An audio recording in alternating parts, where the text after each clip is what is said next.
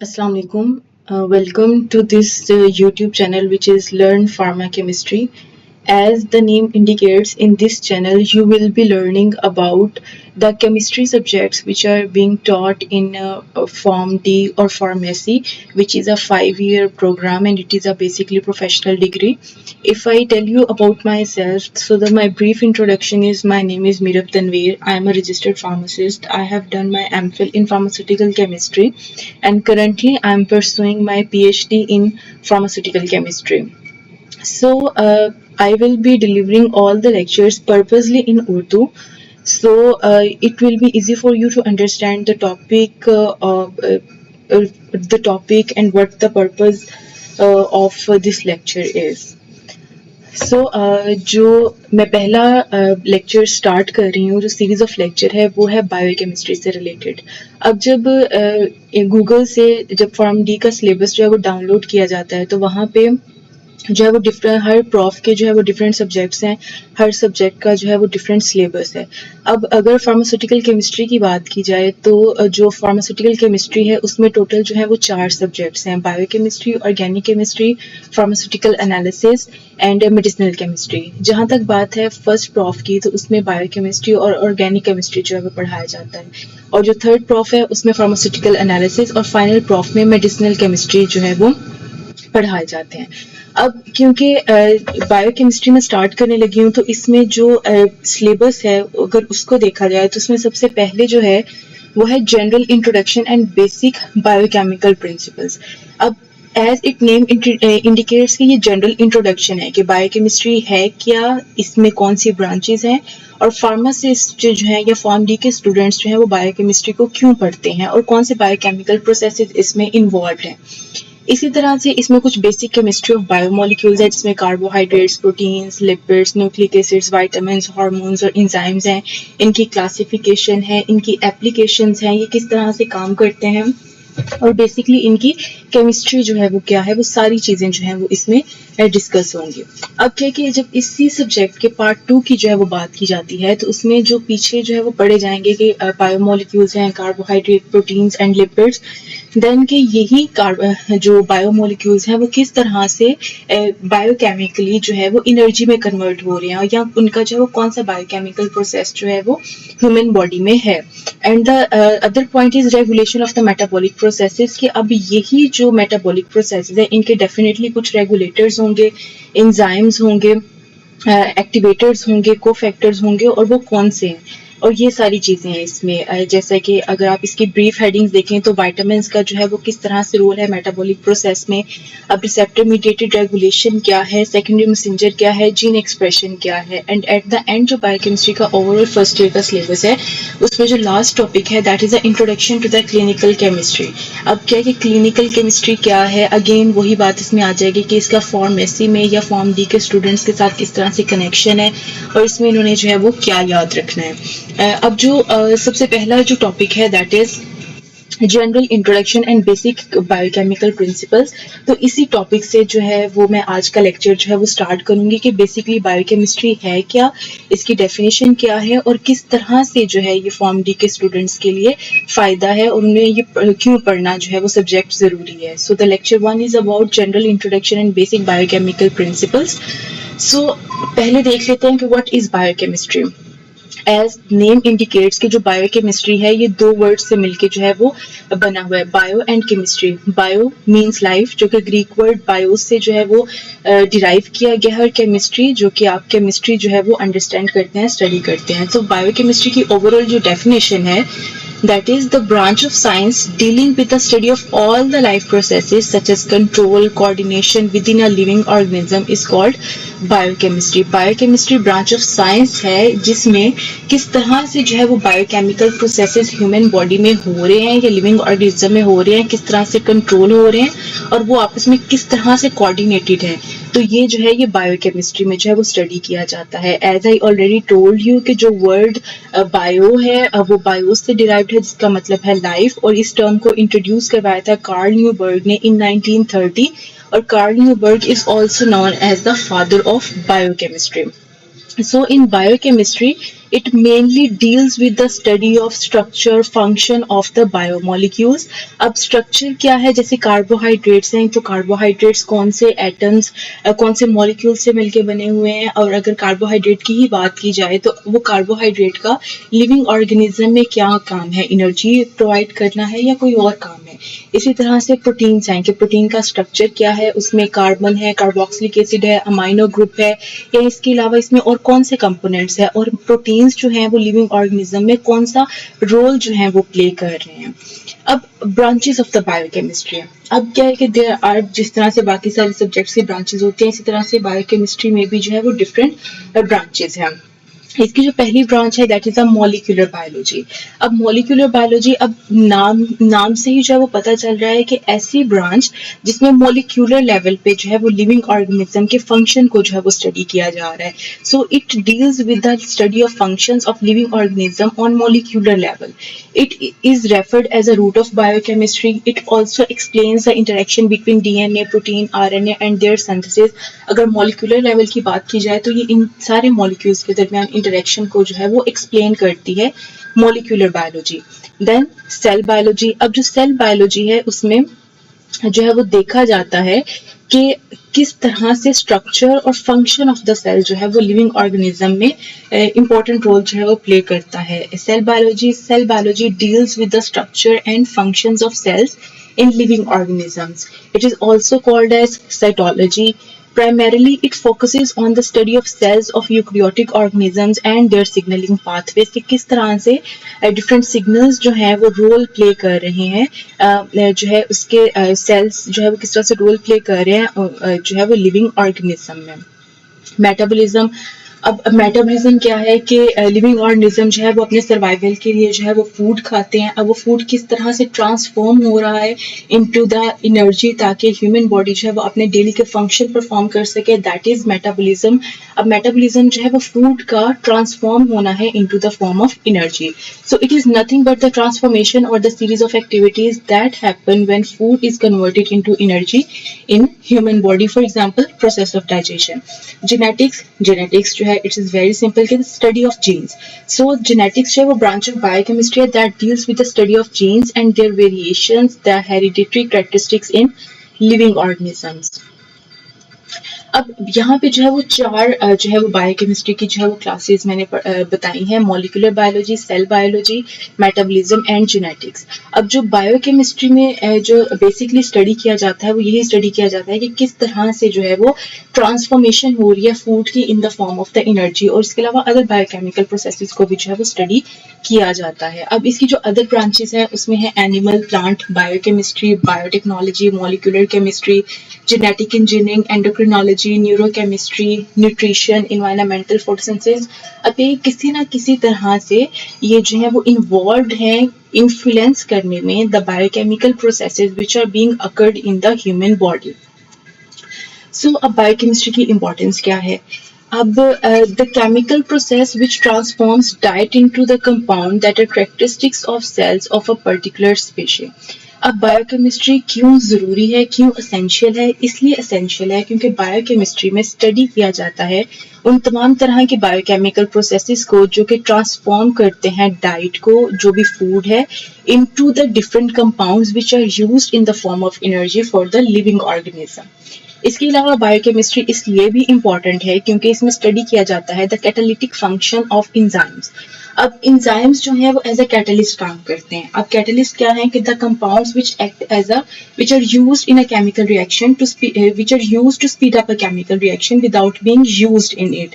सो biochemistry इसलिए भी जरूरी है क्योंकि इसमें एंजाइम्स के कैटालिटिक फंक्शन को स्टडी किया जाता है। Utilizing the potential energy obtained from oxidation of foodstuff consumed of the various energy requiring processes of living organism. अब potential energy की अगर generally बात की जाए तो जो potential energy है basically ये because of the position जो energy produce होती है वो है potential energy। लेकिन जब बात की जाती है biochemistry की तो इसमें जो potential energy है वो है कि food की मदद से जो energy जो है वो produce हो रही है, that is potential energy. So the properties and structure of substance that constitute the framework of tissue tissue and sales.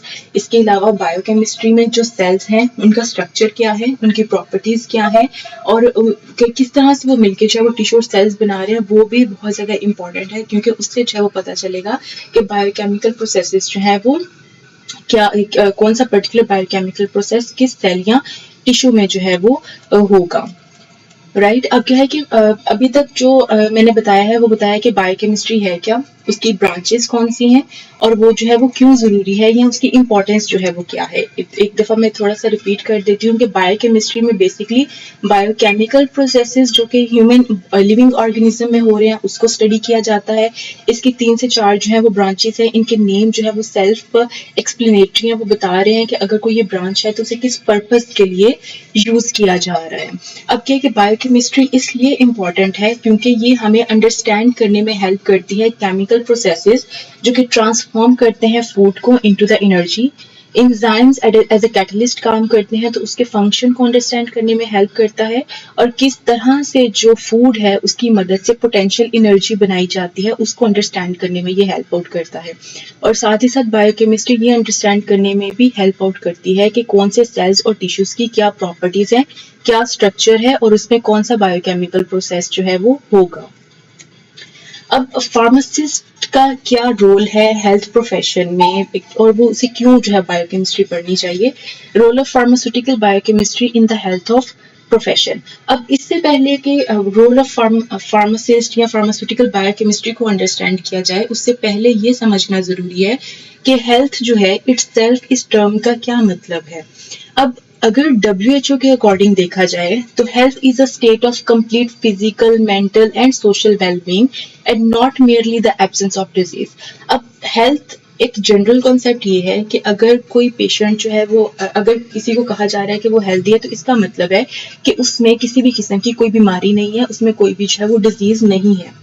लेकिन WHO डिफाइन करता है कि हेल्थ का मतलब है कोई भी ऐसा पर्सन जिसमें किसी भी किस्म का कोई फिजिकल, मेंटल या सोशल ट्रॉमा नहीं है, वो सोशली, मेंटली और फिजिकली स्टेबल है, ना कि सिर्फ उसमें किसी भी डिजीज की जो है वो एब्सेंस है।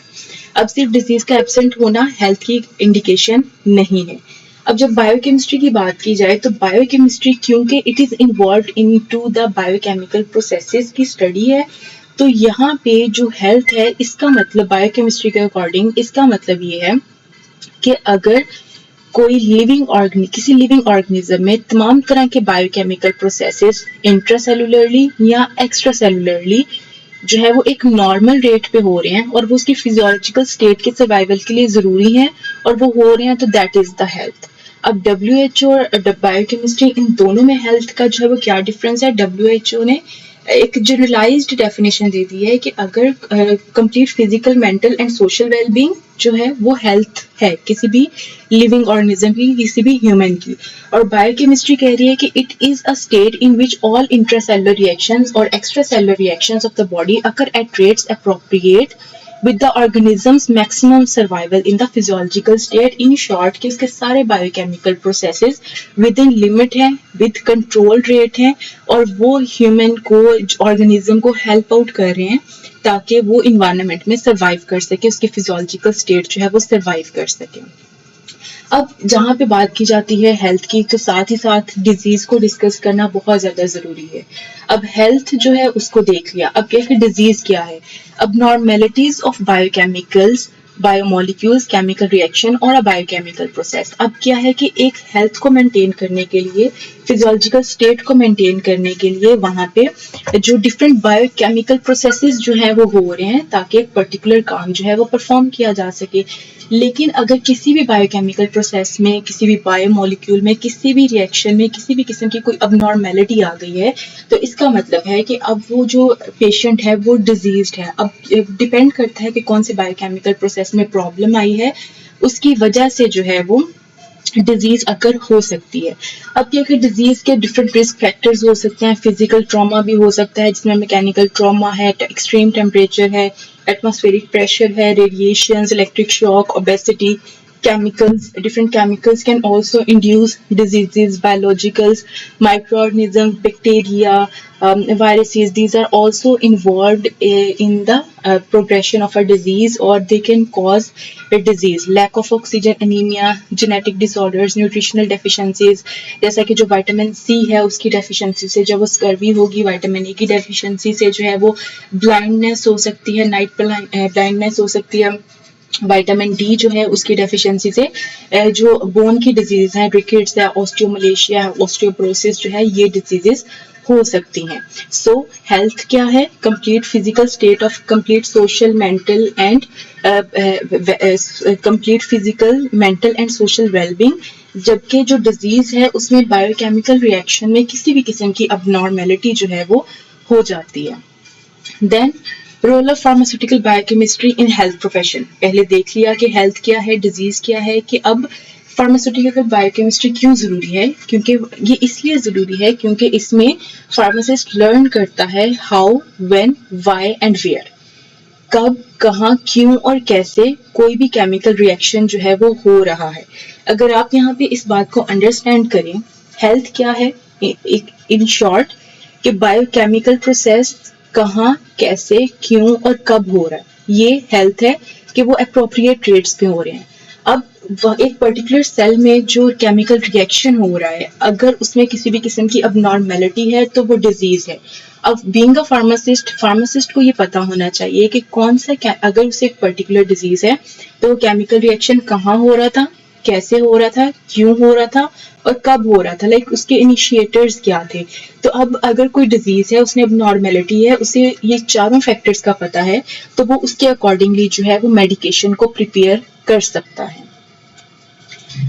Then a reciprocal relationship exists between pharmaceutical biochemistry and health profession. Definitely reciprocal relationship है. Pharmacist जो है वो मेडिसिन के साथ डील करता है, और वो अगर उसे पता होगा कि पेशेंट में जो बायोकेमिकल चेंज आया है वो क्यों, कैसे, कब और कहाँ पे आया है, तो वो तभी जो है वो मेडिसिन जो है वो बना सकता है, या मेडिसिन जो है वो हेल्थ केयर प्रोवाइडर के साथ जो है वो उसको सजेस्ट कर सकता है. The basic aim of pharmacist, हल्के के फार्मासिस्ट को इन सारी चीजों का पता तो है, लेकिन अब जो बायोकेमिस्ट्री है फार्मासिस्ट को हेल्प करती है to understand the disease, how to maintain the health of a patient and understand the effectiveness of treatment given to the patient. Basically जो फार्मासिस्ट है उसके स्टडी करने का जो बेसिक एम है वो ये 3 पैरामीटर्स हैं, कि उसे पता हो कि पेशेंट की डिजीज को अंडरस्टैंड करे, उसकी जो है वो जो भी उसकी एपिडेमियोलॉजी है, उसकी जो भी किस तरह से वो हो रही है, और उसके बाद उस पेशेंट की हेल्थ को मेंटेन करे, उसे अप्रोप्रिएट मेडिकेशन देके, और साथ ही साथ उस मेडिकेशन की इफेक्टिवनेस को चेक करे कि क्या वो मेडिसिन खाने से वो जो पेशेंट है उसकी डिजीज इंप्रूव हो रही है या मजीद उसकी हेल्थ जो है वो डिक्लाइन की तरफ जा रही है. अब in general role of pharmacist क्या है? फार्मासिस्ट का काम है detection and prevention of ADRs. ADR stands for adverse drug reactions, checking for contraindication. अगर कॉन्ट्राइंडिकेशन की बात की जाए तो कुछ जगहों पे जो मेडिसिन है वो कॉन्ट्राइंडिकेट की जाती है कि यहाँ पे नहीं दे सकते. अब जो चॉइस ऑफ थेरेपी है कि किसी भी एक पर्टिकुलर डिजीज के लिए जो थेरेपी है कौन सी बेस्ट है, वो ही जो है वो सजेस्ट करेंगे. नो विच पैरामीटर्स में be affected by the drugs. इसमें ड्रग रिएक्शंस भी आ जाते हैं, इसमें ड्रग फूड इंटरेक्शंस भी जो है वो आ जाती है. Most understand common biochemical test, different biochemical test होते हैं, जैसे कि कार्बोहाइड्रेट आइडेंटिफिकेशन है, प्रोटीन आइडेंटिफिकेशन है. वो भी जो है वो फार्मासिस्ट की एबिलिटी होनी चाहिए कि वो उनको जो है वो अंडरस्टैंड करे. सो ये बेसिक जनरल रोल है फार्मासिस्ट का, कि असिस्ट करता है in the diagnosis of a specific disease, reveal the fundamental causes of the disease, to screening test for the diagnosis, to suggest rational treatments, to assist monitoring of the progress, to assist assessing the response of the disease. अब ये जो 4-5 points हैं, अगर आप ये वाली slide देखें तो इसमें जो 3 पॉइंट्स मैंने डिस्क्राइब किए हैं कि अंडरस्टैंड करना डिजीज को, मेंटेन करना हेल्थ को, और इफेक्टिवनेस ऑफ द ट्रीटमेंट को देखना, ये जो 5 से 6 पॉइंट्स हैं ये उसी की इलेबोरेशन है. कि डायग्नोज करना है, फंडामेंटल कॉज फाइंड आउट करना है, स्क्रीनिंग टेस्ट करने हैं, पेशेंट को ट्रीटमेंट देना है, जो भी मेडिसिन देनी है, फिर उस मेडिसिन को मॉनिटर करना है, और साथ में असेस करना है कि क्या वो थेरेपी जो है वो इफेक्टिव है या नहीं है. So the action of a drug almost always involves some changes in the biochemical processes. अब क्या है कि जो ड्रग दे रहे हैं वो इसीलिए दे रहे हैं ताकि जो बायोकेमिकल प्रोसेस में चेंज आया है उसको जो है वो उसको करेक्ट कर सके या जो भी abnormality है उसको ठीक कर सके. As a pharmacologist must also be acquainted with the biochemical aspects of the human body. In pharmacy, biochemical testing provides indispensable sight into a drug. अब जो बायोकेमिकल टेस्टिंग है, बायोकेमिस्ट्री में बायोकेमिकल टेस्टिंग आती है. अब ड्रग्स की जो biochemical testing की जाती है उससे ड्रग का मोड ऑफ एक्शन, उसकी half life, storage condition, stability में आती हैं, उसकी मेटाबॉलिज्म और उसकी जो पोटेंशियल और टॉक्सिक एडवर्स इफेक्ट्स हैं वो उनको जो फाइंड आउट किया जा सकता है. अब जब भी कोई एडवर्स इफेक्ट प्रोड्यूस होगा तो वो किसी ना किसी केमिकल कंपाउंड के बनने की वजह से होगा. अब जब वो केमिकल कंपाउंड बनेगा उसको जो है वो बायोकेमिकल स्क्रीनिंग की मदद से फाइंड आउट किया जा सकता है. सो ये यहाँ पे एक जो है वो एक छोटी सी एग्जांपल जो है वो एक्सप्लेन की है. एसिटोअमाइनोफिन है, टाइलिनॉल या जो भी आपने ब्रांड यूज किया हो. अब एसिटोअमाइनोफिन को मॉडरेट पेन को ठीक करने के लिए जो है वो यूज किया जाता है. अब जब पेन होती है तो पेन में क्या है कि लिविंग ऑर्गेनिज्म में प्रोस्टाग्लैंडिन्स का लेवल जो है वो बहुत ज्यादा बढ़ जाता है. तो अब ये जो पैरासीटामोल है या जो एसिटोअमाइनोफिन है, इसका जो मैकेनिज्म ऑफ एक्शन है ये क्या करता है कि ये कॉक्स इनहिबिट कर देता है कॉक्स को इन द बॉडी, जो कि ब्लॉक कर देते हैं सिंथेसिस ऑफ द प्रोस्टाग्लैंडिन्स को. सो यहाँ से आपको बात कहीं काफी हद तक समझ आ जाएगी कि जो एक प्रोस्टाग्लैंडिन की प्रोडक्शन थी वो बहुत ज्यादा थी.